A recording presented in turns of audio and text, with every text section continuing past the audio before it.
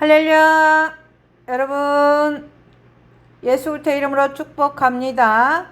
오늘은 삼위일체 강의 시작하도록 하겠습니다. 구약의 여호와 하나님과 신약의 예수님을 중심으로 한 삼위일체에 대한 깊이 있는 강의를 12강으로 구성하여 설명해 드리도록 하겠습니다. 강의는 다음과 같은 흐름으로 진행하도록 하겠습니다. 구약에서의 삼위일체, 서로는 삼위일체의 규례 개요, 구약에서 하나님의 복수성, 여호와의 사자와 삼위일체, 하나님의 영과 삼위일체, 잠언과 지혜의 의인화, 신약에서의 삼위일체, 신약에서의 삼위일체 계시, 예수님의 신성과 아버지와의 관계, 성령 하나님의 사역, 삼위일체 구원의 역사, 초대교회 삼위일체 이해, 삼위일체 신앙의 실천적 의미, 각 강의마다 성경 본문을 깊이 분석하여 신학적 개념을 쉽게 풀어 설명하겠습니다. 첫 번째 강의부터 시작하겠습니다. 삼위일체는 기독교 신앙의 중심되는 중요한 교리입니다.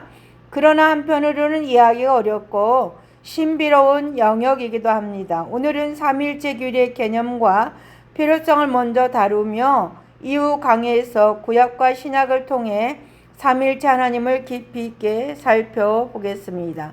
삼위일체란 무엇일까요? 삼위일체란 하나님께서 한 본질이면서 세 위격, 페르소나 인격적 존재로 존재하신다는 교리입니다. 즉 하나님은 한 분이시지만 성부 하나님, 성자 하나님, 성령 하나님으로 계십니다. 삼위, 하나님은 세 위격을 가지셨습니다. 일체, 그러나 본질적으로 한 분 하나님이십니다. 성경적인 근거는 신명기 6장 4절에 이스라엘아 들으라, 우리 하나님 여호와는 오직 하나인 여호와이시니. 아멘. 하나님은 오직 한 분이십니다. 마태복음 28장 19절, 아버지와 아들과 성령의 이름으로 세례를 주고. 아멘. 성부, 성자, 성령이 구별되지만 하나의 이름 단수로 존재하십니다. 고린도서 13장 13절, 주 예수 그리스도의 은혜와 하나님의 사랑과 성령의 교통하심이라. 아멘. 삼위 하나님의 사역이 구별되지만 하나의 하나님께서 역사하십니다.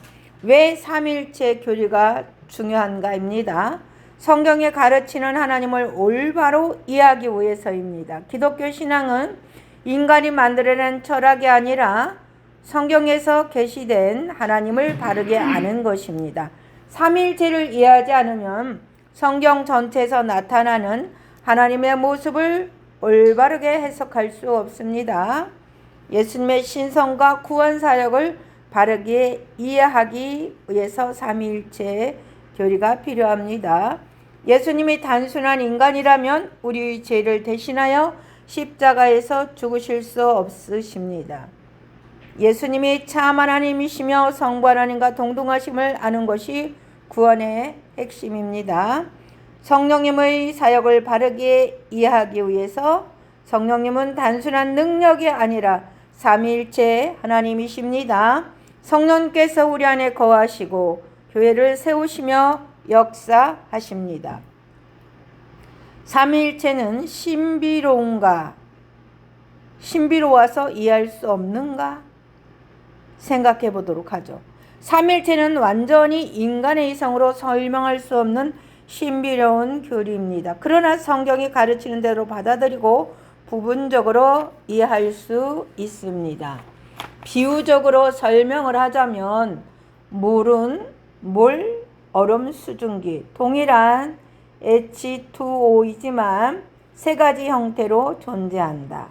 또는 태양, 빛, 열, 본체, 태양이 존재하면 빛과 열이 함께 있을 수 있음을 볼 수 있다고 하지만 어떤 비유도 완벽하지 않으며 중요한 것은 성경이 말하는 하나님을 그대로 받아들이는 것입니다. 삼위일체는 기독교 신앙의 기초입니다. 삼위일체 교리는 단순한 신학이론이 아니라 우리의 신앙과 삶에 직접적인 영향을 줍니다. 우리가 기도할 때 성부께 나아가며 예수의 이름으로 기도하고 성령의 도우심을 기도합니다. 구약에서 하나님의 복수성입니다. 엘로힘과 하나님의 복수 표현입니다. 삼일체 교리는 신약에서만 등장하는 개념이 아니라 구약에서도 하나님의 복수적 존재가 나타납니다. 구약에서 하나님의 한 분이시지만 복수적인 표현을 통해 계시되었음을 살펴보겠습니다. 엘로힘의 의미 복수형 하나님입니다. 구약에서 하나님을 나타내는 대표적인 단어가 엘로힘입니다. 창세기 1장 1절에 하나님 엘로힘 천지를 창조하시니라. 여기 엘로힘은 복수형 명사입니다. 단수형 엘 또는 엘로아, 복수형 엘로힘. 그런데 문법적으로 단수 동사가 함께 사용되었습니다. 히브리어로 창조하시니라는 바라인데 이는 단수 동사입니다. 즉 하나님은 복수형으로 불리지만 단일한 행동을 하십니다. 하나님은 한 분이시지만 복수적 표현을 사용하여 계시됩니다. 이는 삼일체 개념과 연결될 수 있는 중요한 단서입니다. 창세기에서 하나님의 복수적 표현입니다. 구약에서는 하나님이 스스로를 가리킬 때 복수형 표현을 사용하시는 경우가 있습니다. 창세기 1장 26절 하나님이 이르시되 우리의 형상을 따라 우리의 모양대로 우리가 사람을 만들고 아멘. 여기에서 하나님께서 우리라는 표현을 사용하십니다. 하나님께서 자신을 가르쳐 복수형으로 말씀하신 것입니다. 창세기 3장 22절 여호와 하나님이 이르시되 보라 이 사람이 선악을 하는 일에 우리 중 하나같이 되었으니 아멘. 하나님께서 인간이 선악을 알게 된 상황을 말씀하시며 우리 중 하나라고 표현하십니다. 이는 삼일체 하나님의 내적 대화로 볼 수 있습니다. 창세기 11장 7절 자 우리가 내려가서 거기서 그들의 언어를 혼잡게 하여 아멘. 바벨탑 사건이죠. 하나님께서 심판하시기 위해 우리가 내려가겠다고 하십니다. 이는 단순한 왕의 존칭이 아니라 하나님 내에서의 복수적 대화로 해석할 수 있습니다. 구약에서도 하나님은 한 분이시지만 복수적인 존재로 계시되었습니다. 하나님은 엘로힘이라는 복수형 단어로 표현되었습니다. 하나님께서 우리라는 복수적 표현을 사용하셨습니다. 이 모든 것들은 신약에서 계시된 삼일체 개념과 연결될 수 있습니다. 다음은 지금까지 우리는 구약에서 하나님의 복수성을 나타내는 표현들을 살펴보았습니다. 구약에 등장하는 여호와의 사자가 삼일체 하나님과 어떻게 연결되는지를 깊이 있게 살펴보겠습니다. 여호와의 사자와 삼위일체. 여호와의 사자는 단순한 천사인가입니다. 구약에는 여러 번 여호와의 사자라는 존재가 등장합니다. 그런데 이 존재는 단순한 천사와 다르게 행동하며 때로는 하나님과 동일한 권위를 가진 존재로 나타납니다. 여호와의 사자는 누구인가입니다. 하나님과 분리되어 있는 듯 하지만 동시에 하나님 자신으로 행동합니다. 사람들과 직접 대면하고 예배를 받기도 합니다. 신약에서 예수님과 연결될 수 있는 특징을 보여주고 있습니다. 이러한 특징을 성경 본문을 통해 하나씩 살펴보겠습니다. 여호와의 사자가 하나님 자신으로 나타나는 경우입니다. 출애굽기 3장 2절부터 6절에 모세와 불타는 떨기나무입니다. 여호와의 사자가 떨기나무 불꽃 가운데 그에게 나타나시니라. 여호와께서 그가 보려고 돌이키는 것을 보신지라. 또 이르되 나는 내 조상의 하나님 곧 아브라함의 하나님 이삭의 하나님 야곱의 하나님이라. 여호와의 사자가 나타났는데 곧바로 여호와께서 말씀하십니다. 이 존재가 스스로를 나는 하나님이라고 선언하고 있는 것입니다. 여호와의 사자는 단순한 천사가 아니라 하나님 자신으로 성경에서 나타내 보여주고 있습니다. 하갈을 찾아오신 여호와의 사자, 창세기 16장 7절, 10절, 13절을 읽겠습니다. 여호와의 사자가 하갈에게 이르되 여호와의 사자가 또 이르되 내가 내 씨를 크게 번성하여 그 수가 많아 셀 수가 없게 하리라. 하갈이 자기에게 이르신 여호와의 이름을 나를 살피시는 하나님이라 하였으니. 아멘. 여호와의 사자가 내가 내 자손을 크게 번성하겠다고 직접 성경을 통해 약속하십니다. 하갈은 이 존재를 여호와 하나님으로 인식합니다. 여호와의 사자는 하나님과 동일한 존재로 행함을 나타내십니다. 아브람과 이삭의 제사, 창세기 22장 11절, 12절, 16절을 보겠습니다. 여호와의 사자가 하늘에서부터 그를 불러 이르시되 이제야 내가 하나님을 경외하는 줄을 아노라. 여호와의 사자가 이르시되 내가 나를 가르쳐 맹세하노니. 아멘. 여호와의 사자는 내가 나를 가르쳐 맹세한다라고 선언합니다. 이는 하나님의 절대적 권위를 성경을 통해 나타내고 계십니다. 즉 여호와의 사자는 예수님 자신이십니다. 할렐루야. 여호와의 사자와 예수 그리스도입니다. 구약에 나타난 여호와의 사자가 신약에서 예수님과 어떻게 연결될 수 있을까요? 요한복음 1장 18절입니다. 본래 하나님을 본 사람이 없으되 아버지 품속에 있는 독생하신 하나님이 나타내셨느니라. 아멘. 아무도 하나님을 직접 볼 수 없었습니다. 그러나 구약에서 사람들이 하나님을 본 사례가 있습니다. 예를 들어서 모세, 하갈입니다. 예수님이 하나님을 나타내신 분이라고 신약에서 증언합니다. 즉 여호와의 사자로 나타나셨던 분이 성자 하나님 예수님이라는 해석이 성경을 통해 가능합니다. 여호와의 사자는 삼위일체 하나님을 나타내는 구약적 계시입니다. 여호와의 사자는 단순한 천사가 아니라 하나님 자신으로 행동했습니다.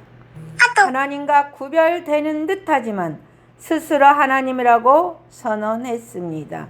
신약에서 예수님이 하나님을 나타내신 분이라는 점과 연결됩니다.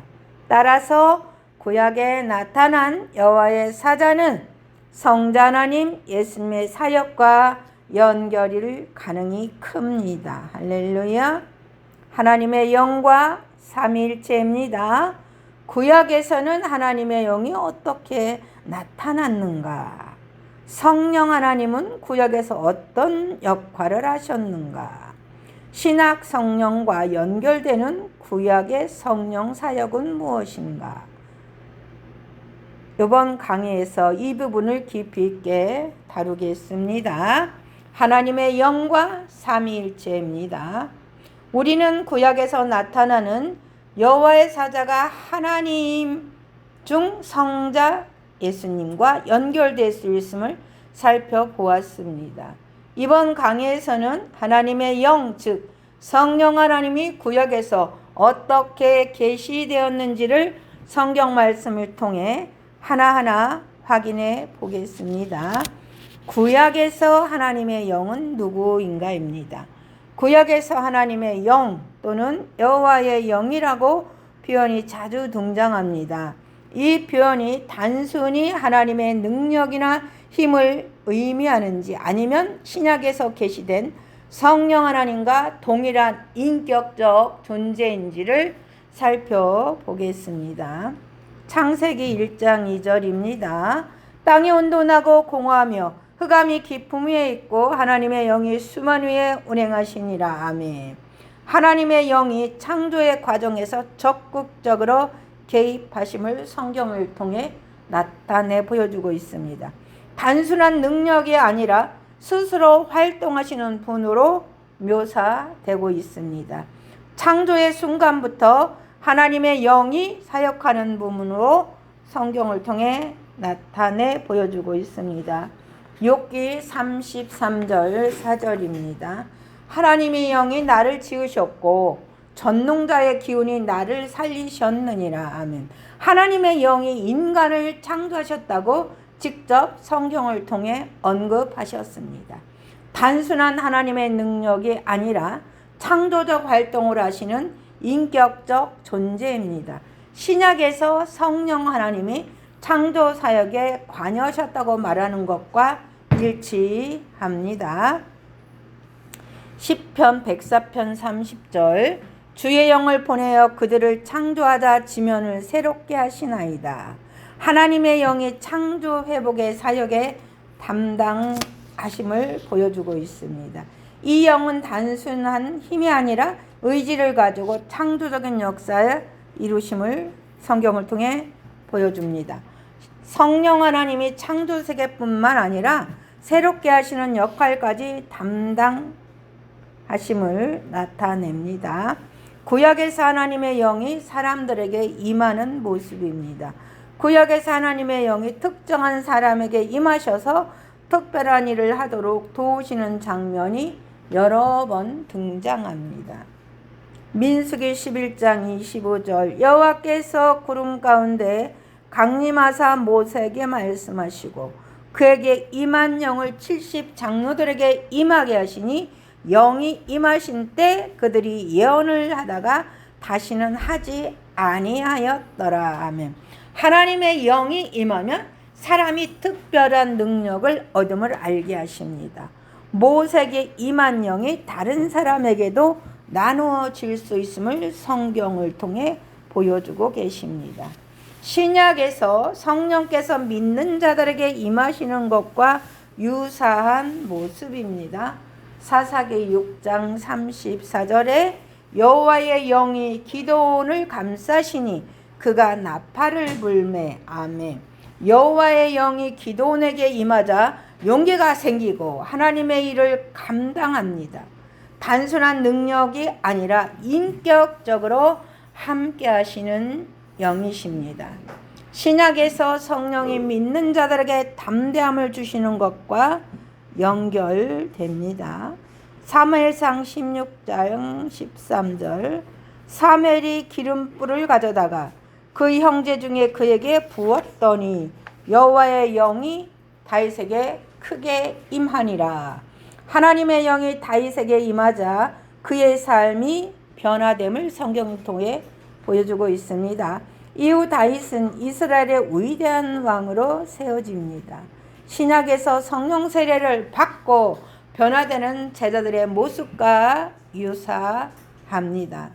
구약에서 성령 하나님이 인격적으로 등장하는 모습입니다. 신약에서 성령 하나님은 단순한 힘이 아니라 인격적 존재로 계시되십니다.